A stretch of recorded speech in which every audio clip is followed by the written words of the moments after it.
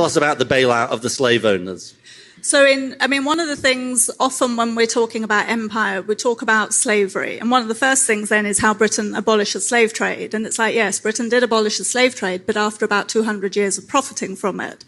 And the profits from the slave trade didn't end with the end of the slave trade, because the only reason slave owners in Britain agreed to the abolition of the slave trade was because they would be compensated. So just to underline, it wasn't the people who had been enslaved who were compensated for their loss of liberty. It was the British slave owners, people who owned other people, who were compensated.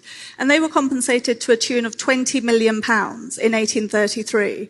That's the equivalent of £17 billion today, which, to put it another way, is 40% of GDP. 40% of GDP 40% of GDP then was 20 million. Was 20 million. So 40% of our total national Yes. income went in compensation. And there wasn't enough money in the country to pay people. And so what the government did was raise bonds. So those bonds were raised, the slave owners were paid. And we, that is British taxpayers, both in Britain and the colonies, only finished off paying that bond in 2015.